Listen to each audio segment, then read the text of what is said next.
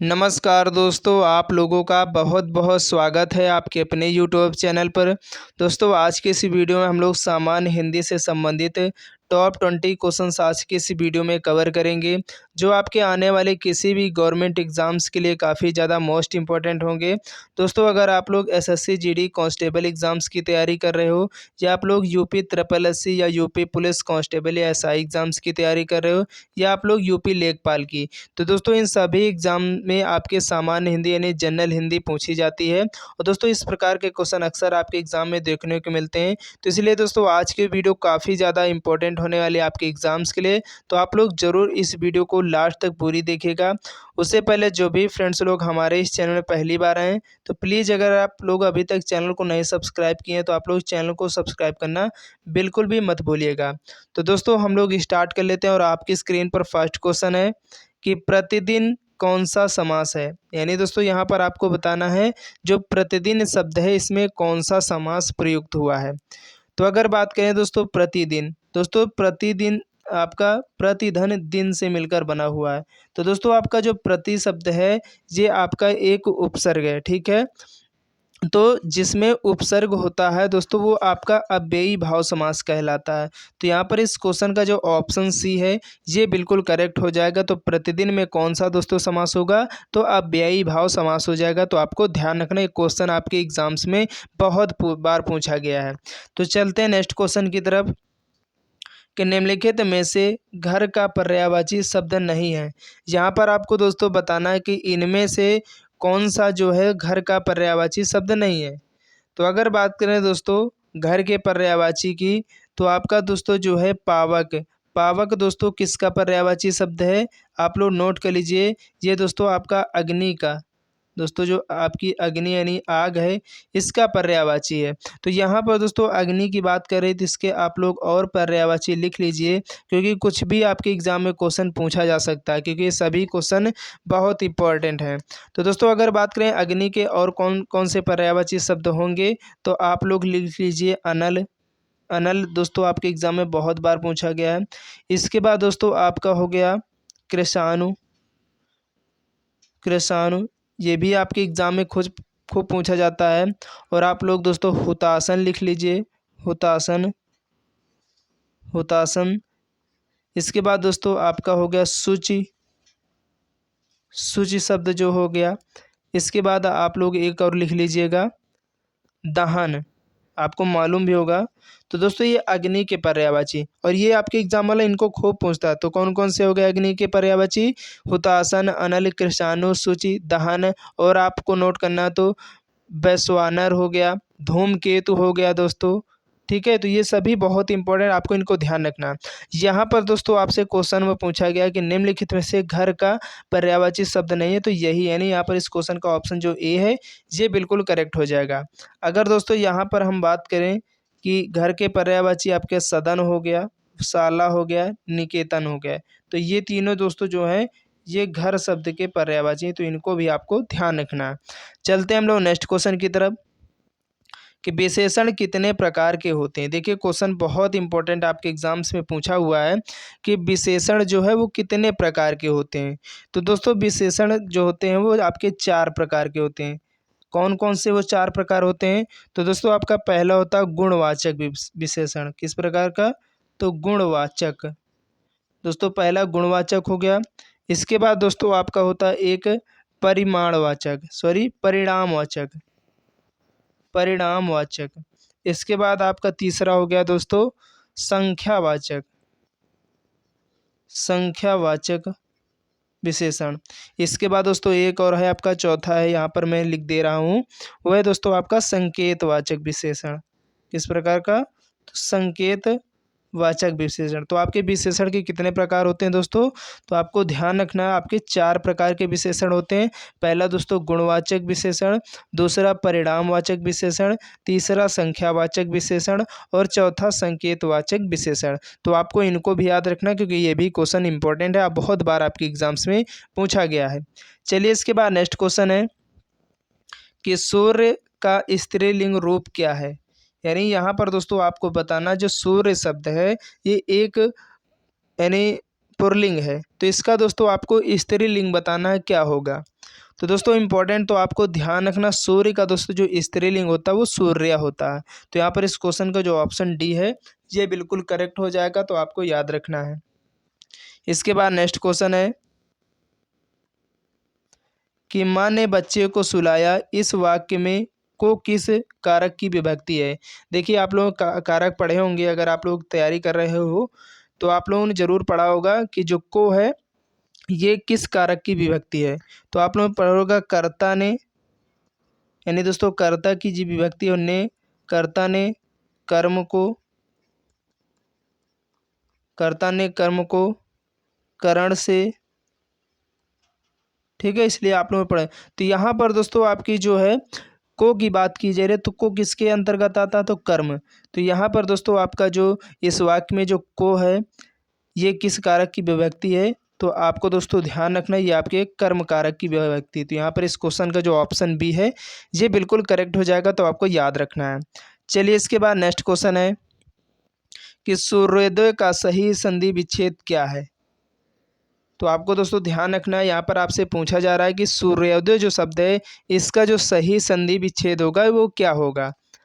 तो आपको ध्यान रखना दोस्तों, सूर्योदय का यहाँ पर जो सही संधि विच्छेद होगा वो सूर्य धन उदय होगा। क्या होगा दोस्तों, सूर्य धन उदय। तो यहाँ पर इस क्वेश्चन का ऑप्शन जो सी है यहाँ पर ये बिल्कुल करेक्ट हो जाएगा। ठीक है, चलते हैं नेक्स्ट क्वेश्चन की तरफ कि शुद्ध वर्तनी वाला शब्द कौन सा है। देखिए वर्तनी से संबंधित एक क्वेश्चन जरूर आपके एग्जाम में पूछा जाता है कि जो शुद्ध वर्तनी वाला शब्द है इनमें से कौन है। तो यहाँ पर दोस्तों बात की जा रही कौन सा शब्द बिल्कुल सही लिखा हुआ, तो यहाँ पर ऑप्शन जो सी है ये बिल्कुल करेक्ट हो जाए। सुषुप्ति इस प्रकार लिखा जाता है। कैसे लिखते हैं दोस्तों सुषुप्ति को, तो इस प्रकार लिखते हैं, तो आपको ध्यान रखना है। ठीक है, चलते हैं नेक्स्ट क्वेश्चन की तरफ। अगर दोस्तों वीडियो पसंद आ रही है तो फटाफट वीडियो को लाइक कर दीजिए और ज़्यादा से ज़्यादा अपने फ्रेंड तक इस वीडियो को शेयर कर दीजिए, क्योंकि ऐसे क्वेश्चन आपके एग्ज़ाम में जो लोग एसएससी जीडी कांस्टेबल की तैयारी कर रहे हैं, अगर दोस्तों हमारी सीरीज़ के साथ आप लोग लास्ट तक जुड़े रहते हैं तो आपके एग्ज़ाम में दोस्तों 20 ही क्वेश्चन आते हैं हिंदी के, वो 20 में से 20 आप बिल्कुल सही करके आने वाले हो। जब भी ये वीडियो आपको मिले हमारे इस चैनल पर तो आप लोग ज़रूर इस वीडियो को देखना बिल्कुल भी मिस मत किया करें और इस वीडियो को पूरी ज़रूर देखा करें। मैं यकीन के साथ कह सकता हूँ कि आपका एग्ज़ाम जब होगा, अगर आप इन सभी सीरीज़ के साथ जुड़े रहते हो तो 100% दोस्तों आप 20 में से 20 करके आओगे। ये आप लोग खुद कमेंट बॉक्स में बताओगे जब आप एग्ज़ाम दे करके आओगे। ठीक है, तो मैं ज़्यादा तो नहीं बोलता हूँ। तो यहाँ पर दोस्तों आपका नेक्स्ट क्वेश्चन है कि जिसकी गर्दन सुंदर है वाक्यांश के लिए एक शब्द। देखिए वाक्यांश के लिए एक शब्द से भी क्वेश्चन आता है आपके एग्जाम में।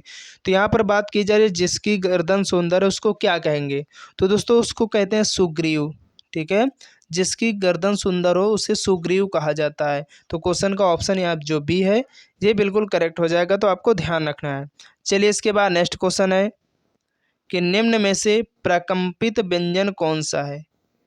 देखिए दोस्तों प्रकंपित व्यंजन का मतलब क्या होता है, यानी ऐसे वर्ण, यानी ऐसे अक्षर जिनको बोलने में, जिनका उच्चारण करने में हमारी जो जीभ है यानी जीवा है इसको कई बार जो है कंपन करना पड़ता है, यानी इधर उधर करना पड़ता है, बहुत वो लगता है बोलने में, तो जीवा को जो है कंपन करना पड़ता है। तो उस प्रकार के व्यंजन को हम लोग प्रकंपित व्यंजन कहते हैं। ठीक है, तो यहाँ पर पूछा जा रहा है प्रकंपित व्यंजन कौन सा है इनमें से आपका, तो आपको दोस्तों ध्यान रखना जो आपका रा है।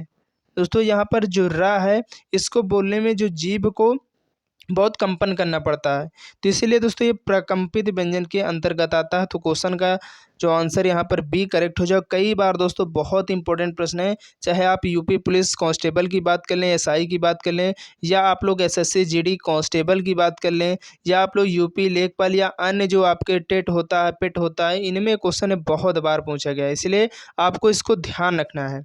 ठीक है, चलते हैं नेक्स्ट क्वेश्चन की तरफ। और दोस्तों यहाँ पर एक बात और नोट कर लीजिए, जो या रा ला वा ये दोस्तों किसके अंतर्गत आते हैं व्यंजन, तो ये अंतः इस्त व्यंजन है। कौन से हैं दोस्तों, अंतः इस्त व्यंजन, ये बात भी आपको याद रखना है। चलिए नेक्स्ट क्वेश्चन है कि अनागत का विलोम शब्द क्या है, यानी यहाँ पर आपको बताना दोस्तों अनागत शब्द का जो विलोम होगा वो क्या होगा। तो दोस्तों आपको मालूम होगा इसका जो विलोम होगा वो आपका आगत हो जाएगा। तो यहाँ पर क्वेश्चन का ऑप्शन जो डी है ये करेक्ट हो जाएगा। चलिए इसके बाद अगला क्वेश्चन है कि अम्ब का अनेकार्थी शब्द नहीं है। यहाँ पर दोस्तों आपको बताना है कि अम्ब का जो अनेकार्थी यानी जो अनेकार्थक शब्द है वो कौन सा नहीं है। तो यहाँ पर दोस्तों इस क्वेश्चन का अगर बात करें कौन सा ऑप्शन बिल्कुल सही होगा, तो यहाँ पर दोस्तों आपका जो आकाश है, दोस्तों आकाश जो है ये अंबर का, दोस्तों ये अंबर का जो है अनेकार्थी शब्द है। जबकि दोस्तों यहाँ अम्ब का अनेकार्थी शब्द नहीं है। तो यही वाला पूछा दोस्तों। तो यहाँ पर ये किसका है, तो ये आकाश का है। अगर बात करें यहाँ पर जो आपका वृक्ष हो गया, आम हो गया, दुर्गा हो गया, तो दोस्तों ये किसके अनेकार्थी शब्द हैं, तो दोस्तों ये आपके अम्ब के हो गए। तो ये बात भी आपको ध्यान रखनी है। तो यहाँ पर इस क्वेश्चन का जो ऑप्शन होगा ये बी करेक्ट हो जाएगा। चलिए नेक्स्ट क्वेश्चन है कि बैठक में कौन सा प्रत्यय है। अगर बात करें दोस्तों बैठक जो शब्द है इसमें कौन सा जो प्रत्यय है वो प्रयुक्त हुआ है, तो यहाँ पर दोस्तों बैठक में आपका अक प्रत्यय है। कौन सा प्रत्यय है दोस्तों, अक प्रत्यय का यहाँ पर दोस्तों जो है यूज हुआ है। क्योंकि बैठक तो बैठ धन अक, तो अक दोस्तों आपका जो हो गया वो प्रत्यय हो गया। तो और प्रत्यय दोस्तों जो है आपके लास्ट में यूज होते हैं। तो ये बात भी आपको ध्यान रखनी है। चलिए नेक्स्ट क्वेश्चन है कि अधजल गगरी छलकत जाए, इस लोकोक्ति का अर्थ क्या होगा। देखिए ये लोकोक्ति बहुत इंपॉर्टेंट है, आपको ध्यान रखना दोस्तों कि यहाँ पर पूछा जा रहा है आपसे कि जो अधजल गगरी छलकत जाए, इस लोकोक्ति का जो सही अर्थ होगा वो क्या होगा इनमें से। तो दोस्तों अधजल गगरी छलकत जाए, इसका मतलब दोस्तों ये होता है जिस व्यक्ति को आधा अधूरा ज्ञान होता है वो अपने आप को समाज में बहुत ज़्यादा दिखावा करते हैं और अपने आप को प्रतीत करते हैं। तो यहाँ पर दोस्तों इस क्वेश्चन का ऑप्शन जो सी है यहाँ पर ये करेक्ट हो जाएगी कि ओछे व्यक्ति दिखावा अधिक करते हैं, यानी जिनको ज्ञान कम होता है वो अपने आप को दिखाते बहुत हैं कि हमारे अंदर बहुत ज्ञान है, अपने आप को लगाते हैं। तो इसलिए ओछे व्यक्ति दिखावा अधिक करते हैं। इस लोकोक्ति का जो सही अर्थ हो जाएगा यहाँ पर क्वेश्चन का ऑप्शन जो सी है ये बिल्कुल करेक्ट हो जाएगा। नेक्स्ट क्वेश्चन है कि आग का पर्यायवाची शब्द बताइए इनमें से कौन सा है। तो दोस्तों अगर हम बात करें आग की यानी अग्नि की, तो इनमें से कौन सा पर्यायवाची शब्द है, तो दोस्तों अनल, अनल शब्द जो है यहाँ पर ये आग का पर्यायवाची। और अभी हमने पीछे आपको लिखाया भी है अग्नि के कौन कौन से पर्यायवाची होते हैं, तो आपको उनको ज़रूर लिखा होगा अपनी नोटबुक में, ठीक है, तो आपको ध्यान रखना है। चलिए नेक्स्ट क्वेश्चन है को उमा नौकर से दूध मंगवाती है, इस वाक्य में कौन सी क्रिया यूज हुई है। तो दोस्तों यहाँ पर आपसे पूछा जा रहा है कि उमा नौकर से दूध मंगवाती है, तो वाक्य में कौन सी क्रिया यूज हुई है।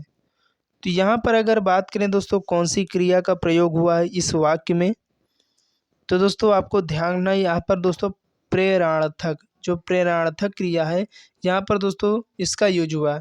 क्योंकि जहाँ पर कर्ता स्वयं कार्य नहीं करता है, देखिए आप लोग इस पॉइंट को सुनिएगा, जहाँ पर कर्ता स्वयं से कार्य नहीं करता किसी दूसरे से करवाता है, वहाँ पर दोस्तों जो है आपकी प्रेरणार्थक क्रिया होती है। जैसे यहाँ उमा नौकर से दूध मंगवाया है ना, क्योंकि उमा जो है खुद दूध लेने नहीं गई है, वो अपने नौकर से मंगवाया है। तो ये किसी दूसरे से मंगवाना, खाना, खिलाना, देना, ये सब क्या है दोस्तों, ये प्रेरणार्थक क्रिया है। तो यहाँ पर मंगवाया है तो ये मंगवाना दोस्तों, मांगना, ये प्रेरणार्थक क्रिया के अंतर्गत आते हैं शब्द। तो यहाँ पर क्वेश्चन का ऑप्शन ए जो है ये करेक्ट हो जाएगा और आपको याद रखना है। चलिए नेक्स्ट क्वेश्चन है कि उतर गई लोई तो क्या करेगा कोई, लोकोक्ति का अर्थ क्या है। देखिए ये भी लोकोक्ति बहुत इंपॉर्टेंट है, आपके एग्जाम्स में आ चुका क्वेश्चन है कि उतर गई लोई तो क्या करेगा कोई। तो दोस्तों इसका जो सही अर्थ हो जाएगा वो होगा दोस्तों बेशरम का कोई कुछ नहीं बिगाड़ सकता। यानी दोस्तों जो बेशरम व्यक्ति होता है उसका आप कुछ नहीं बिगाड़ सकते हो। आप उसको चाहे जितना डांटो चिल्लाओ, उससे कोई फ़र्क नहीं पड़ता। तो इस श्लोकोक्ति का यही मतलब है कि उतर गई लोई तो क्या करेगा कोई, यानी बेशर्म का कोई कुछ नहीं बिगाड़ सकता। तो यहाँ पर क्वेश्चन का ऑप्शन जो ए है ये बिल्कुल करेक्ट हो जाएगा। तो आपको इसको याद रखना है। नेक्स्ट क्वेश्चन है कि दसमुख में कौन सा समास प्रयुक्त हुआ है। यानी दोस्तों आपका जो दसमुख शब्द है इसमें कौन सा समास है आपको बताना है। क्वेश्चन बहुत इंपॉर्टेंट है। अगर बात करें दोस्तों दसमुख, देखिए यहाँ पर दोस्तों आपका जो समास होने वाला है वो बहुब्रीहि समास होने वाला है। क्वेश्चन का यहाँ पर ऑप्शन जो बी है ये करेक्ट हो जाएगा।